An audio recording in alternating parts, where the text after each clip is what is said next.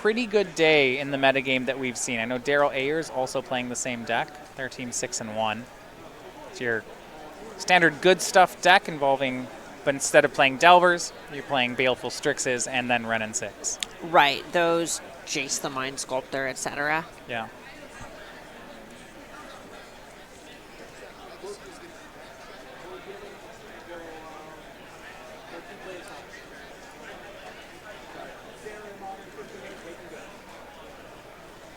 Will Pulliam, a open winner in a Modern Open here on the SCG Tour. That was with Amulet Titan in Charlotte last year. He'll be on the draw against Ben Ragan. It's always so scary when your opponent plays a Tron land and no spell on one. Yeah, because like, oh, no map, no, just Tron. Okay, that's neat. Welding Jar and Sorcerer Spyglass, and yep, just has Tron. But fortunately for Will, it's not Tron into. Maybe fortunately or unfortunately, I would say fortunately it's not Tron into Karn, but I guess Spyglass would deal with that. This is a lot harder to deal with. No, Reality Smash. Yeah, this is Tron into Reality Smasher or Tron into Matter Reshaper Thought-Knot Seer. The name here, Karn the Great Creator.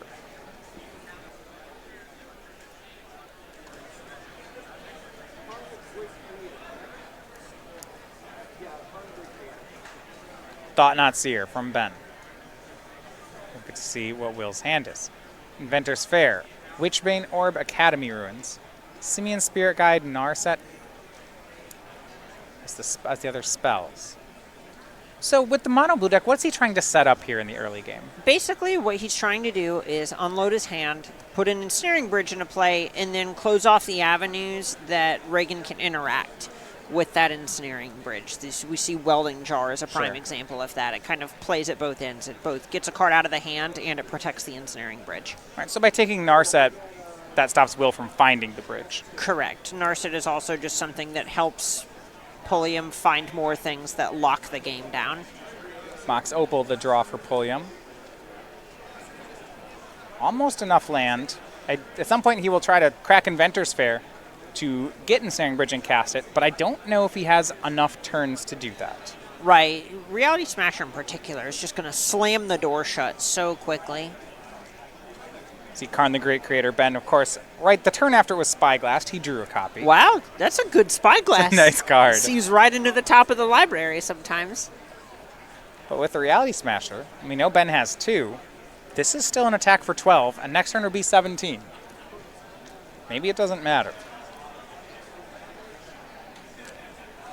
This is a spot where, in Ragan's spot, I'm pretty interested in just playing the Smasher. Oh, yeah. We're not blocking.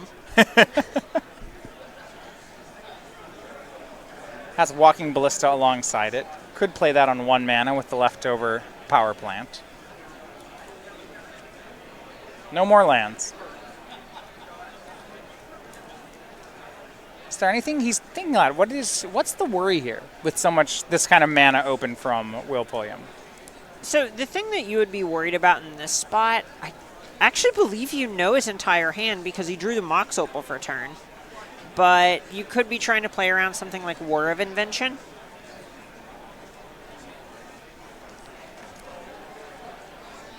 And then from there, if there's a War of Invention coming, you would want to go ahead and try to just have this Walking Ballista developed so you could actually make something out of it, being able to get a counter before a Sorceress Spyglass hits the table, for example. Ragan Reality Smasher's the play. And swing is for 12. Pulliam to 8. Perfect information on Ragan's side. I suppose the other option is he can still cast Karn the Great Creator. Even though it's been Spyglassed, it still has the ability that Will can't use his artifacts' abilities. Correct. So that would turn off Mox Opal, Welding Jar, and so on. Right. That's the biggest worry with things like Spyglass against Karn the Great Creator specifically. But as it stands, Will cannot get the Ensnaring Bridge fast enough. You'd have to draw it this turn. He can whir into it. Right, if he draws a land or a 0 mana artifact, then he can whir into it. Oh, wait, he had the Simian Spirit Guide. Hold on, he did have the mana for it. And that gets Ensnaring Bridge. And maybe that is part of the thought here then. Maybe that's why Ben wanted to think about this. If he plays Karn the Great Creator, then Will would need to draw a land to cast the bridge. Which he has. No, he has Academy Runes. There's no way around it. So, gets the damage in while he can. Here's Ensnaring Bridge. 2 cards in hand. So, that Ballista still can walk across the bridge for one more turn. Right, and that's the nice thing about the card is even no matter how big Ballista gets, Ragan has the ability to shrink it and then grow it after the attacks are declared. And I like this a lot. A power plant drawn by Ragan. So he can attack, grow it to a 3/3, deal 3, and then next turn will be lethal. Right, and there's even a spot where, because of that Opal, the Welding Jar, and so on, he may be interested in just attacking for 2 with Ballista and then casting the Karn this turn. Right. I don't think that costs him any time on the on his clock. No.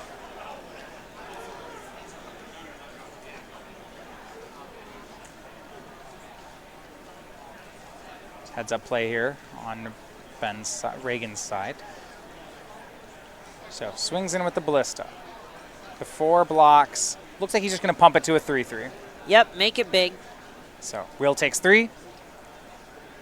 Next turn, 2 more counters. Remove all 5. That'll send it to game 2.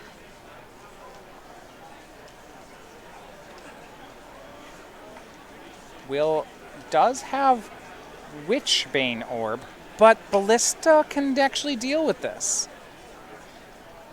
Right, it ends up being a complicated spot in which he casts the Witchbane Orb, then Ragan responds and shoots Will down to 3, and then untaps, attacks for 1 with the Ballista, grows it after no blocks are declared, and so on. Right. In response to the Witchbane Orb. This is Witchbane Orb on the stack. Ballista shoots Will down to 1. Ben's got to see the line, but it is there. Will to 3. Will 1 card, but he can't get rid of that. If he could get rid of that last card in his hand, he'd have a way out. But down to 3, a swing in with 1 across the bridge, pumps it to a 3/3. Ben finds the line, and with it, he finds the win. Right there, Pulliam really needed to find a 0-mana artifact in order to empty his hand completely for that Ensnaring Bridge. And if he can do that, that actually is pretty close to a lock, because Witchbane Orb means you can't shoot damage upstairs either. Exactly. That would be a very, very close version of how that could have gone. Little peek into our legacy around there. Yeah, Alex Rubin and Aiden Brier, that was the one match still underway in Game 1. Ben's teammate Nicholas also takes Game 1 with Boros Feather. It's the kind of deck that Jund Dinosaurs might actually struggle with. God's Willing is a heck of a card. And that's not a particularly good deck at dealing with flyers, so Feather can get in there uncontested. Exactly, and I could very easily see Dreadhorde Arcanist running away with things if you can just check the dorks from the Dinosaur stack. So looking at the sideboard, Ben Ragan's sideboard, as we've seen with Eldrazi Tron earlier today, doesn't have too many options because it has a Karn Wishboard in it. Right. This is a spot where Leyline of the Void is the only thing you could really think of wanting to put in because it does make Academy Ruins much, much worse. But other than that, you're not really looking to change the formula very much. In the main deck, something like All Is Dust is likely to just be blank cardboard against Pulliam, rather. So I could see Ragan looking to cut that card specifically.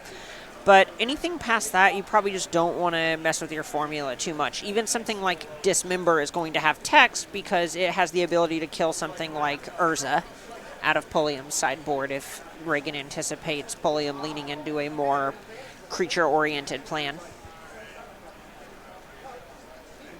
Wheel side. Biggest thing he has in his sideboard are 3 copies of Urza Lord High Artificer. Gives him a second way to win the game. But in this matchup, I'm not sure that's where he wants to play. No, the one thing that Urza does right is that it just makes a big blocker. And right. This might sound silly, but making a 6/6 against Eldrazi is incredible. Yeah, their deck really tops out at 5/5, so it can make that construct token. Exactly. That's the biggest draw to the card. It's not necessarily any of the activated abilities on it, but it just being a 4-mana 6/6 or 7/7 is a fairly effective sideboard card against a deck that's ultimately just trying to play 4/4, 5/5 tribal. One neat thing about the mono blue deck. So we saw some Is It decks out of Brad Carpenter earlier today, and their win con was sort of the Meek Thopter Foundry. Will has a much more interesting one. If you're familiar with the card Teferi's Puzzle Box. Well. That card's pretty great with Narset. So right. Narset is something that doesn't allow you to draw more than one card per turn. But then Teferi's Puzzle Box reads, at the beginning of each player's draw step, that player puts the cards from their hand on the bottom of their library in any order and then draws that many cards. That happens after you have drawn your card for the turn because of how the rules of Magic work. So right. What that effectively means is you draw a card for a turn and then you put it on the bottom of your library and you smile and you tell your opponent that they may have their turn now. Right. So the idea with the Puzzle Box in the Fairs deck is that you get a new hand of that many cards each turn. Your hand just keeps changing. But this lock means you just don't get a hand. Right. You don't draw cards. The fair version of it sounds like a card that would be called Puzzle Box. Yeah. It just sounds fun, right? Like you're actually playing a game, and then Narset comes in and reminds you in no uncertain terms that Magic is not a game and no one is allowed to have fun. See, that's way meaner than I remember Puzzle Box being. See, back in the day, you'd play it with Underworld Dreams. Well, and that would be, that was your combo deck. But at least I let you draw the cards. But that's a game. Right. That still feels like a game to me. It's just...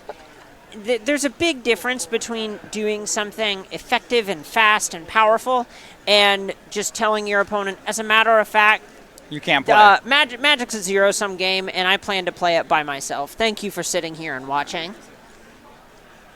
We have a chance to check out the sale at StarCityGames.com.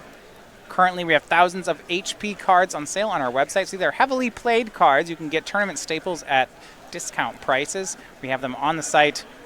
StarCityGames.com/sale. That will be going on all the way through this weekend. So we talked about Mind Over Matter being a combo card. All 4 of these are combo cards, right? You look at someone starts with Phyrexian Dreadnought, and you never think, wow, what 12 power did they sacrifice? And just to be clear, HP cards you can actually still play in tournaments. These aren't damaged cards. These are Correct. just cards that have been used previously. Exactly. These are all, honestly, I built a lot of my Modern collection off of just the HP case at our events from SCG going, I would love to get this card for about half of what it normally sells for. It plays the same, and I just want to play Magic. I plan on putting some wear on it anyway. Exactly.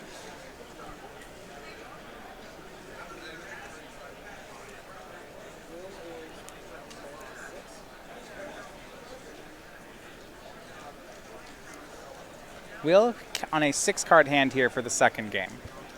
Sometimes with an Ensnaring Bridge deck, that's not even a bad thing.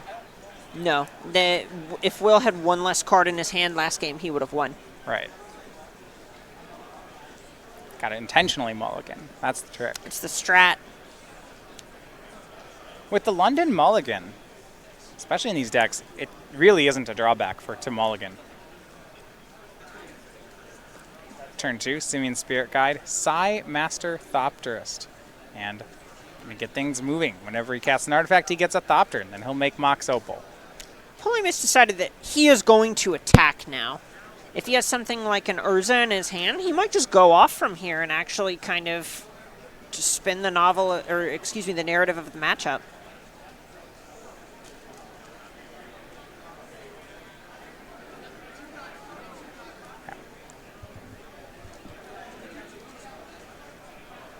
Gets a Thopter, follows up with Sorcerer's Spyglass, and you're absolutely right. In his hand, his last card is one of his 3 Urzas out of the sideboard. He could just go beat down this game. Ooh. And Tron is going to be set up for Ben Ragan. Easiest walking ballista name of Pulliam's entire life. Yeah, the 2 ballistas, and Ben's about to untap with a bunch of mana. I'd prefer to not lose the Psy immediately. So I think he'll name Walking Ballista. Walking Ballista being a 6-mana 3/3 is considerably worse than that card's text normally reads. That's going to leave Ben without too many ways to answer these creatures. Maybe should have just registered Endless One instead. It would have been an Eldrazi and everything. Would have been twice the size. Its value is what that is.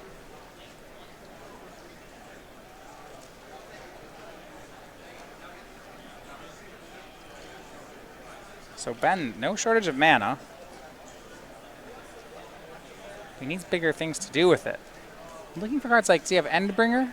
His one Endbringer. This is a spot where we might just see Ragan develop 2 Matter Reshapers and cast an Expedition map. Because if you know you can't activate your copies of Walking Ballista anyway, you really just want to spend, 10 mana on them and make them a 5/5 instead of 6 to make them a 3/3. Yeah, it is actually an interesting situation for Ben. In this situation, you'd want decks to have a sweeper, but remember, his sweeper is all his dust and Walking Ballista, so he doesn't really have a sweeper anymore. Right, and this is the spot where you can expect him to have taken those out, and we see Ugin the Ineffable, one of the other removal spells for Ragan, that cannot destroy colorless permanents.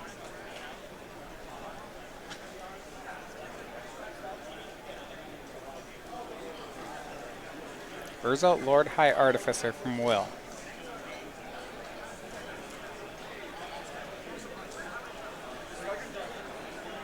Five tribal online on the other side of the battlefield. Yeah, just bring some beatdowns. Makes the Construct token. That is a 5/5 currently. Wow, I see you on the table and I great. hear It's you in great. my headset. I'm just moving very quickly. I'm experiencing life in stereo.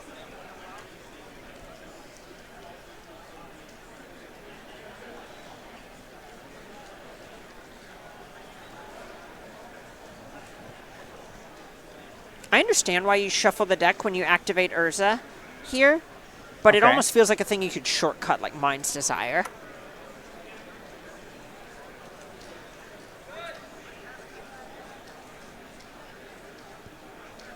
At 5 mana from Urza. Shuffle your library, then exile the top card. Until end of turn, you may play it without paying its mana cost. I do like that activation. Phyrexian Processor? Is that? Temporal Aperture. There we go. A Processor did a similar thing, but different. Urza is just 3 cards stapled Yeah. together. It is the Construct, since Urza built Karn originally. It is Tolarian Academy, and it is Temporal Aperture. And it's Horned Turtle. The most important Because he's piece of riding the Horned puzzle. Turtle. His trusty mount. Here I was thinking those were legs under him the whole No, time. no, it's Horned Turtle. Magic Art's come a long way.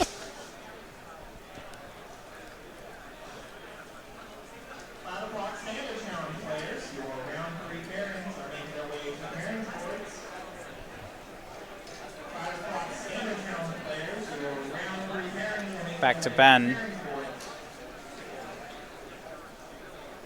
Gonna crack map, continue to develop his mana. He can make some large Walking Ballistas here. But I don't think he has ways to knock that Ooh, Blast Zone. Okay, Blast him. That's a way to get... That can unlock Spyglass. Right. Rather quickly, actually. Right. And that's what he's going to do. He wants those ballistas back online. He's basically identified that the way he loses this game is if this Urza is left unchecked. Right. There are just so many cards that these 2 legendary creatures are going to produce on their own. And traditionally, the Eldrazi deck kind of just assumes it can go over the top of anything else on the battlefield. That's the plan it's playing to. So when you can't do that, you need to find a way to get out on the battlefield and stop what the other player is doing. He'll be able to put Blast Zone to 2 this turn, sacrifice it next turn, and then start going to work with Walking Ballistas. Thinking right now if he wants to just play one of them. But he can only make it for 1 unless he wants to tap the Blast Zone.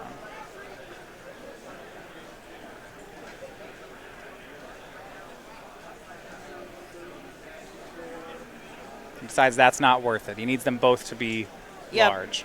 Really, really just want to get this Sorcerous Spyglass off the table as soon as possible. See Aperture again.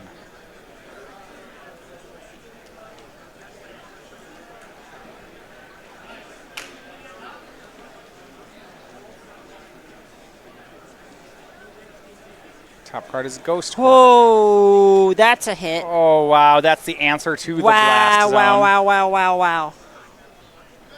Good That was grief. a really good draw for Will. Swing here. And you see Will does not want to hit one of those Mattery Shapers. He doesn't want them turning into something he can't deal with.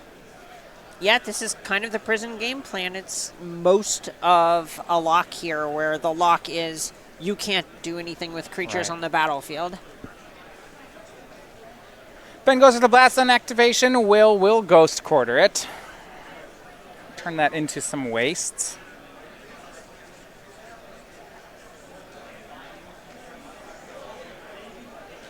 Thought Not Seer the pickup for Ragan, but With Pulliam not casting anything last turn, it's hard not to imagine it's not a land in Pulliam's hand. there is Thought Not Seer. And Will's actually pausing, so maybe it's something he can cast here. He could make, or it was a land, I believe. While off camera, he flashed a land in his hand. Right. Now Walking Ballista on 2 from Ragan. With the 1 blast zone gone. Now Ben actually does play a second blast zone, so he could perhaps go find it. He's not out of ways to answer the Spyglass.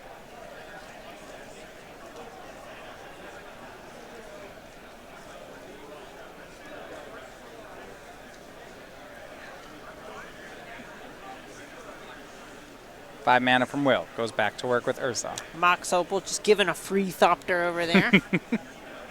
Not too bad. No big deal.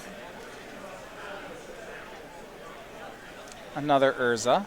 Well, that would make another construct, so might as well cast it.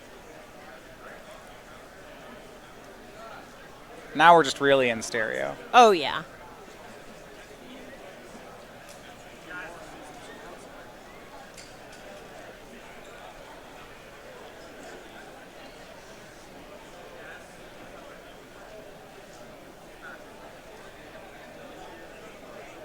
Ooh, the original mono blue kill condition. Mono blue prison kill condition. Ipnu Rivulet? Classic, modern staple. Oh, Ipnu wow. Rivulet. That is a one of. I like that. Kill people with Crucible Ipnu Rivulet.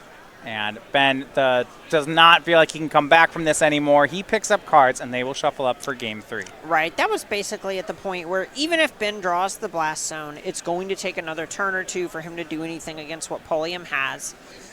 And that's just not realistic when Pulliam's drawing minimum 3 up to 6 or 7 cards a turn. And Will was really showing off there something you had mentioned, where Urzas could come in out of the sideboard just because make a 6/6 is a very good strategy against Eldrazi-tron. Exactly, and you know, Pulliam really wants to get things like Chalice of the Void out of his deck anyway, because other than Expedition Map, that's not really countering anything from Ragan. No. When both players are a 4x Chalice of the Void deck, it's usually bad in both decks. Yeah, exactly, and there's a point where Ragan might be interested on having it on something like 0. Sure. Just to tag, say, Welding Jar, Mox Opal, etc. But other than that, you just really don't like Chalice of the Void very much. The key difference is that Pulliam has a much bigger sideboard where Ragan has a Wish board and 5 other cards.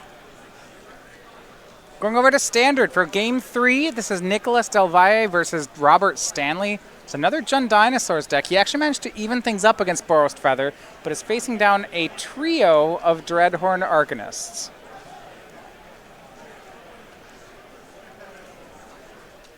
Tomic, Distinguished Advocate.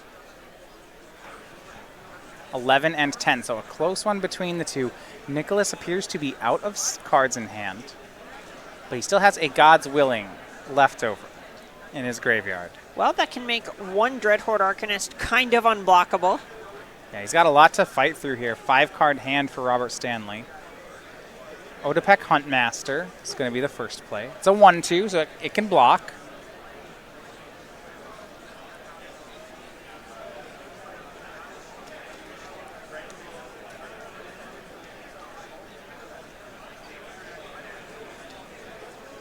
Tomic, 2/3 flying. That's going to be good for some damage.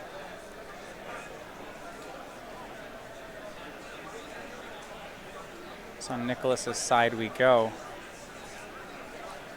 One of the best things that Tomek has going for it in this matchup is it's able to attack through basically everything, just by virtue of being a flyer.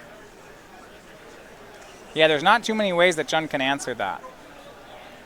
Nicholas scries a card to the bottom with his Temple. That was the draw for the turn. He's back to being empty-handed. He either swings the flyer or swings the team. Here, I would lean towards swinging the team. Your draw steps are so much weaker than what's basically a half ramp, half mid-range deck. You need to get the game over as fast as possible. Yeah. Commune with Dinosaurs. You see Robert showed that, yeah, it apparently found a Regisaur Alpha not too long ago. That was last turn he cast it. Right. And that would be 7 damage coming on the way back just from the Regisaur Alpha and the token.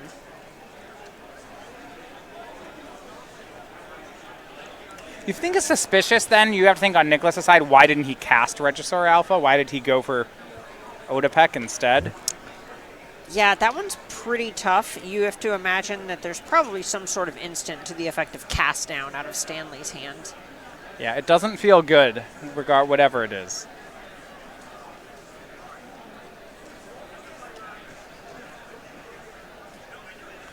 Tomek, 2/3 flyer, has the ability to say hate card against lands. Lands in the battlefield and graveyards can't be target of spells or abilities. Opponents can't play lands from the graveyards.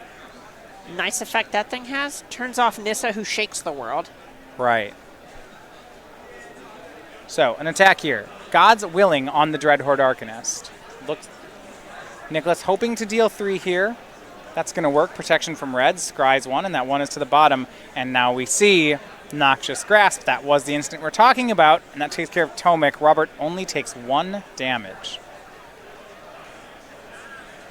Now he looks to attack back Collision, Colossus, Regisaur Alpha.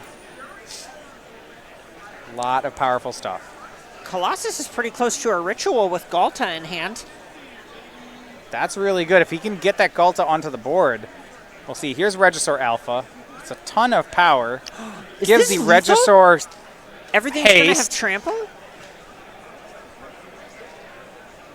Swing. We'll check here. So the token already has trample. Regisaur does not. So it's 7 power worth of trample. They swing in. He doesn't look like he have the mana to cast Colossus. Right. Yeah, you need red-green specifically for that. And this may be a specific quote-unquote mistapping in order to try and throw DelValle off the scent if Stanley didn't actually have lethal that previous turn. 1 draw from Nicholas, passes back, and now he's got to somehow figure out a way to survive this turn. And here's Galta. And Plains isn't going to do it. Robert picks up the win. So standard finishes. Jun Dinosaur is the winner. Robert Stanley the winner. And that's our first result. Which means Will Pulliam and Ben Ragan, if Pulliam can get a win, that'll be the match. On Legacy, we actually see things evened up there. Alex Rubin picks up a win. Down to the wire. These players want the win so bad. Yeah, it's just going to come down to which team can win more game 3s. Stanley gets the first. We'll go to the second. This time it's Ben's turn to be on a 6-card hand. Of all the decks that tend to mulligan well, ones with Tron lands are up there. Yeah. As long as Tron's in your opener, it's pretty good. We've seen both games from Ben. He has had cards in his opener that he never got around to casting. Right, exactly. Now this one, Ben, is actually on a mulligan to 5. See a couple Tron lands peeking out there. Top card is Urza's Tower.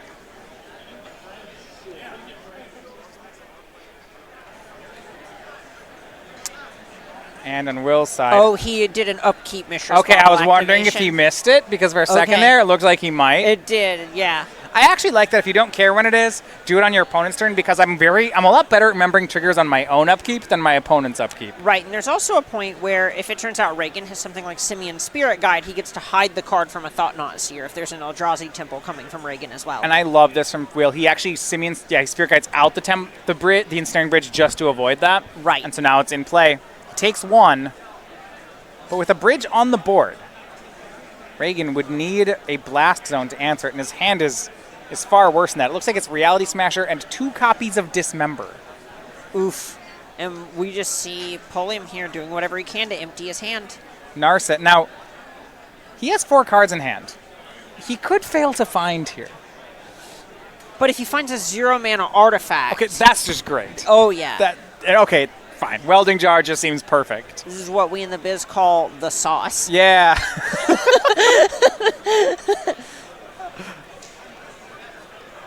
Right, so now, hold on. Reality We have Smasher. Tron. We have Tron Tron. online. Okay, we have 10 mana. He could cast Whatever he wants. I mean, the best thing is probably just to pump up this Walking Ballista, right? A Reality Smasher probably can't attack anymore. I believe Pulliam's on 4 cards in hand. I feel like what he needs to do is get this Narset off the board as soon as possible. Because the card that beats him at this point is Sorcerer Spyglass. Yep. Just Spyglass the Ballista, then you're good. Yep. So he does that. He takes care of Narset. Back to Will. Finds Blast Zone. Blast Zone can't answer Ballista because it starts at 1. Ballista has a converted mana cost 0. And here's the other side of Ensnaring Bridge. It looks like Pulliam's drawn a few lands, and you can't play more than one of those a turn, no matter how Right. much mana you have. So he could struggle to just empty his hand here, and this Walking Ballista gets to keep chipping away for 3. Let's see how many cards you have in Will's hand. Ben would like to get another attack in before he starts cranking up the Ballista. It looks like 4 cards in hand for Will. So goes to attack. He says, sure. No blocks, sure. 11 mana for Ben. 2 activations, almost 3. He'll pump it twice to a 5/5. He's going, all right, well, technically I'll activate it once, then if that resolves, I'll do it again. Yeah. Here's 1. Here's 2.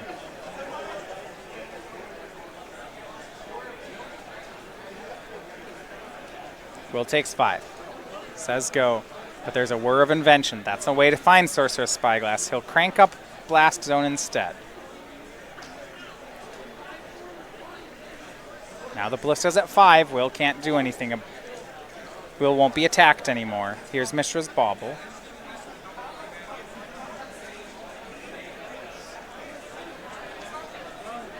Yeah, is looking at Whir of Invention. He may be considering if he just wants to get Witchbane Orb instead. That's not too bad, and you're right. X equals 4 looks to be the tap, so Witchbane Orb might be the safer option. Gives him self-hexproof. That prevents things like Thought-Knot Seer from also taking the other card in his hand. Ben looking at a couple of Dismembers and a Reality Smasher says, yeah, that's good. Which member? The first and second cards. How could you do this to me? I don't understand. Dismember. Oh, okay. Sometimes you just try to set someone up for an alley-oop and you just chuck the basketball into the crowd.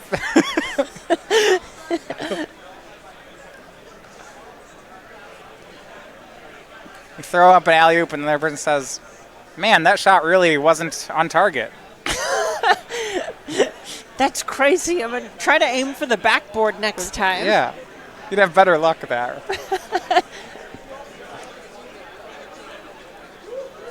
Whir of Invention. In response, Ben shoots 3 times. If he's worried about Witchbane Orb, he has to use the Ballista right now. Exactly. And he probably assumes the only way he's actually winning this game is if Pulliam gets stuck with 2 cards in his hand, and he actually gets to try and close the door before then. So Will actually got Sorcerer Spyglass instead of Witchbane Orb. Maybe the Witchbane Orb's in the sideboard? Or this is just kind of a swerve where it let Pulliam actually call something different now. Okay. Or just get something different. Spyglass is naming Walking Ballista.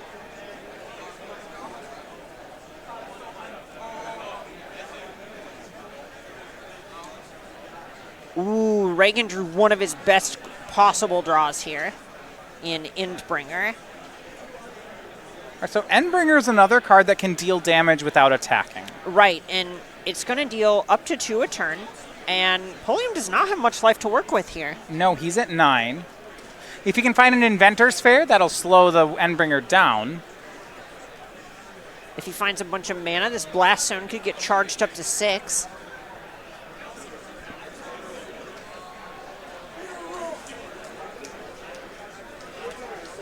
Yes, over a couple of turns, he could bring Blast Zone to 6. So let's see. I believe he has another land in his hand, so if he finds a Mox Opal, that puts it up to 5. Yeah, otherwise it would be 2 turns, right? You have tap a turn to put it to 4, a turn to put it to 6, and a turn to crack it. Right. Instead he goes for another Ensnaring Bridge and a land, so this isn't actually much slower. He can still bring Blast Zone up to 3 this turn. Right, and this does buy time against Walking Ballista. So do you think in Ben's spot, is it best here to start drawing cards with Endbringer or to just start pinging? It depends how many outs that you have in your deck, and taking a glance at Ben's list, I would be inclined to just start sending it upstairs, unless you really think that something like Karn the Great Creator is going to get it done. Yeah, that'd be the question, right? He has 4 copies of Karn the Great Creator, and finding any one of them would be pretty good here. It might be better odds for him to try to find one as opposed to shooting. I think it's interesting to see which way Ben plays it. Right, and the big thing there is that Ben would want to try to just Karn Mycosynthalatus. Right, and then there's no coming back. Will's done. Correct. So, honestly, it may just be better to draw the cards instead.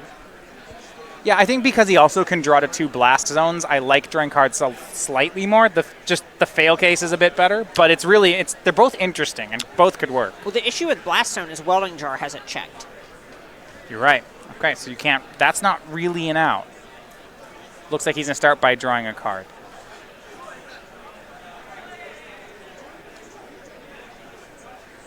At the very least, the first card draw is fine because Will's life total is odd. Correct. Thought Not Seer takes a glance at the last card in Will's hand. Gaia Reach Sanitarium. I don't think Will wants to activate that here. No, probably not. Yeah, that's... Unless he finds Narset. Then it's a nice one. Oh, that's another lock, isn't it? This Draw step. Narset card is really Activate. mean. Narset would also be And see, reasonable I just at wanted to play checking. Gaia Reach Sanitarium with Magrim.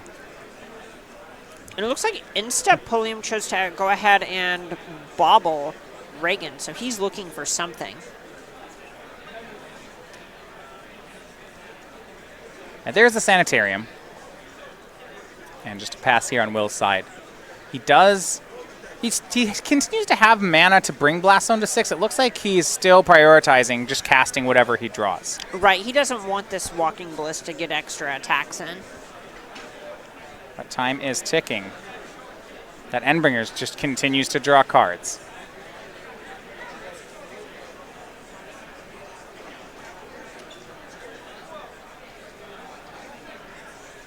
Another one's Ghost Quarter. That's This is a a good fine one against the Blast Zone. Right, that'll protect the Endbringer. We saw that the other way last game. Right, Will actually found the Ghost Quarter to deal with Ragan's Blast Zone. So, Mind Stone, cast and sacrifice.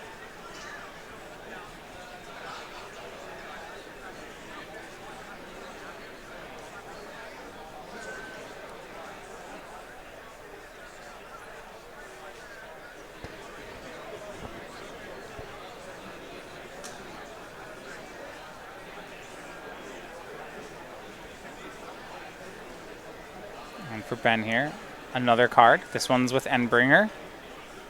Draws a third Dismember. That's all member? 3.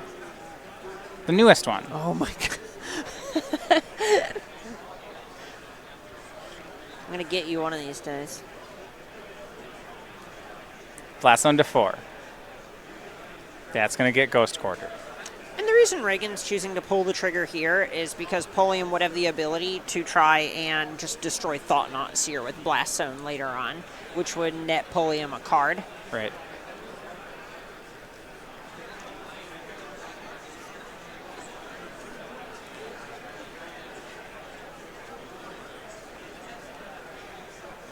Will side. He's going to use Gaia Reach Sanitarium. Oh. And now Bottled Cloister. The rare here from original Ravnica. His hand is exiled on Ben's turn and then comes back on his own turn and he draws an additional card.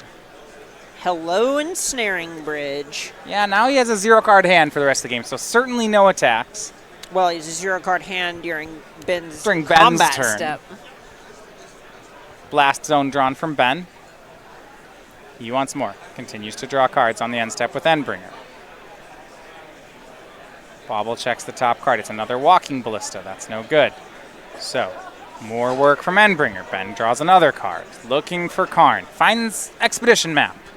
That's close. So 2 Blast Zones answers the Ensnaring Bridges.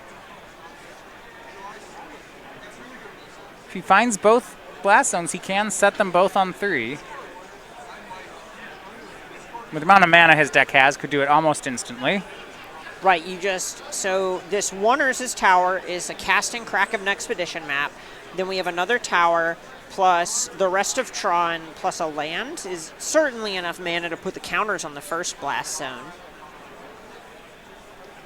Maybe you can see that Expedition Map is cast.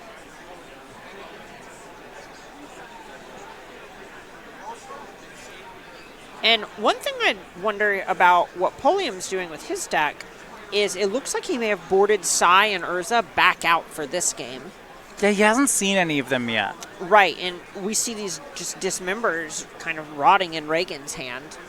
So it's a little bit of a swerve on Pulliam's side of the battlefield. Teleria West found for Pulliam. That's going to be a tutor here. It can find Mox Opal, Mishra's Bauble, Welding Jar, any of the lands in the deck. And another copy of Welding Jar is going to completely ruin this Blast Zone line. Right, that'll get him back on Karn the Great Creator. Looks like he finds Inventor's Fair with it, so he wants to chain this to an artifact. So an artifact you have in mind.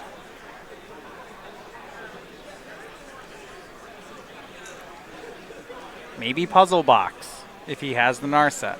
Right, it could also be another copy of Sorceress Spyglass. Take care of Endbringer. Endbringer, it could take care of the other Blast Zone. A lot of mana for Ben. End step going to sacrifice Expedition Map. Getting that other Blast Zone, we believe.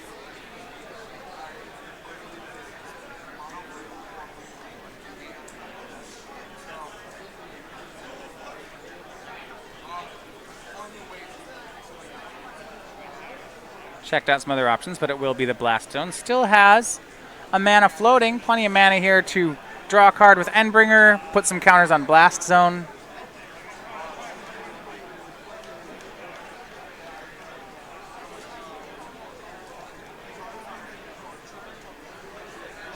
Blast Zone up to a 3/3, and Endbringer can draw. Still 2 mana left over.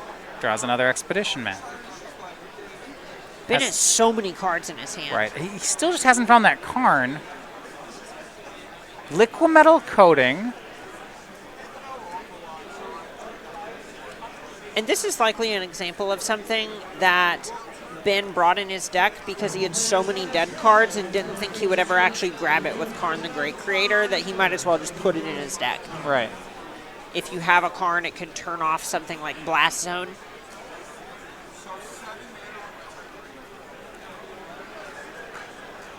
Still, Ben continues to look.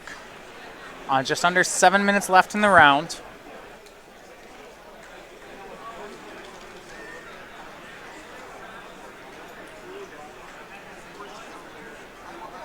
Blast Zone is the play for land. Already one Blast Zone set up to deal with the Ensnaring Bridges. Just a bit surprised that he went for 3 as opposed to just setting the blast zones on 2 for Sorcerous Spyglass.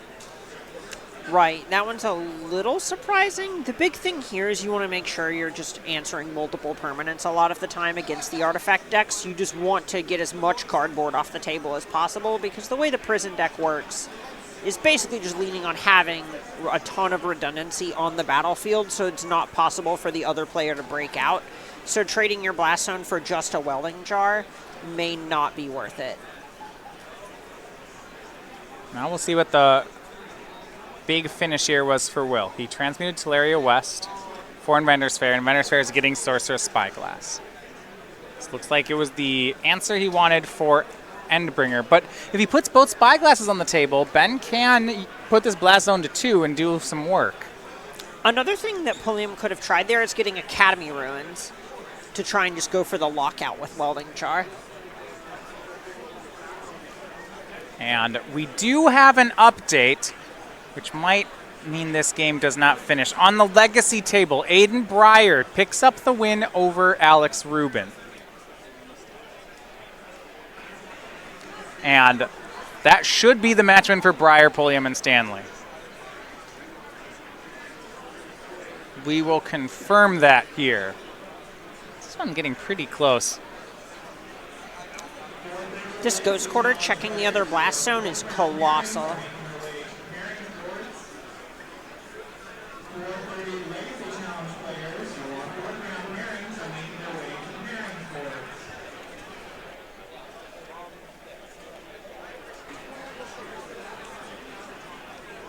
So pickup of the pace here. We're going to finish out the game.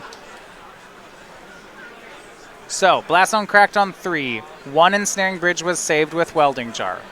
Tapped due to regenerate. But it doesn't turn off when tapped? It's removed from combat. Okay. Well, it's a continuous artifact, so, you know, if they tap them, they don't work. Well, I don't believe is it continuous or is it a mono artifact? No, it's not a mono artifact. It's not a mono no. artifact? Sorry, that's a little before my time. No, so there's mono artifacts, poly artifacts, and continuous artifacts. What was George Washington like in high school? You know, it's okay.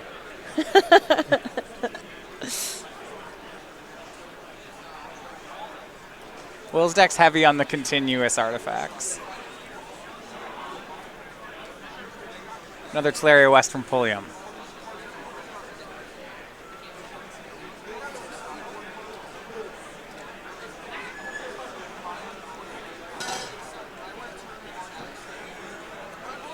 Second Spyglass was naming Endbringer, so we have 1 on Ballista, 1 on Endbringer.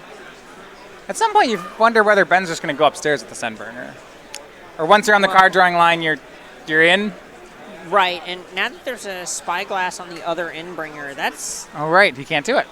Now he's just drawing a card. Yeah, now he just gets to draw a card each turn. This Ghost Quarter is checking the Blast Zone. Except Blast Zone goes to 2. Hold on. Uh-oh. Yeah, okay. Ghost Quarter takes care of it. You're right. No more Blast Zones in Ben's deck. So at this point, it's basically Karn the Great Creator or bust from Ragan. And even then, breaking out is tough. You mean actually dealing the damage? Right.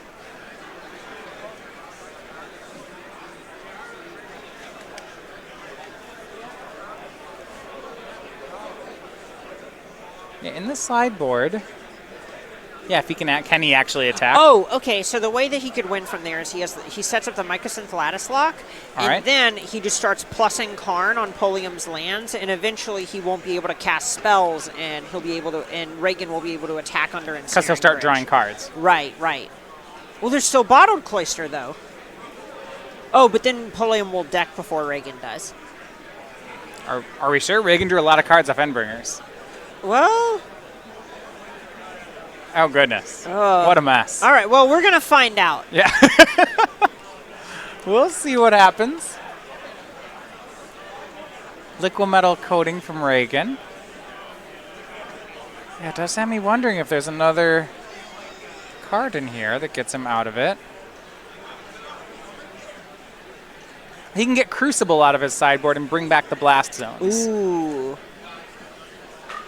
Once he has the game locked out with Karn, he can get Crucible, bring back Blast Zone, start blowing up the things that the ensnaring bridge is. And now that we see Chalice on 0 from Ragan, it's harder for Pulliam to set up one of those welding jar locks. Right. We see Ghost Quarter and Gaia Reach Sanitarium.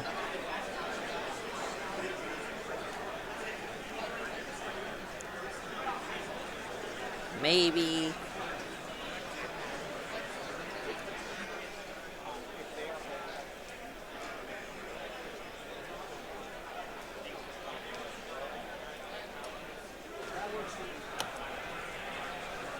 And they are going to go a bit longer. Now, the unfortunate side of this is that I believe they are about to run out of time if the clock hits 0 because the match is complete. We are going to go ahead and wrap up the round so we can get to round number 9. My thought here is that Ragan has the advantage. It is very close, and it basically comes down to Ragan finding copies of Karn the Great Creator. Right. Yeah, it can go either way here. Because, honestly, if Pulliam finds a copy of Narset, the game is over in the other direction. Because he just needs to find a puzzle box to go with this Bottled Cloister, and then the game just runs. Ragan it's can't over win at that point. Yep, then it's a lock. So really, it's just both players kind of frantically drawing towards their I win button. A weird situation. But that match is going to end in a draw. So it is going to be a day 2 lock for Aiden Brier, Will Pulliam, and Robert Stanley. Playing to a draw here for Ben Ragan and Will Pulliam. Ragan and his teammates Rubin and Nicholas DelValle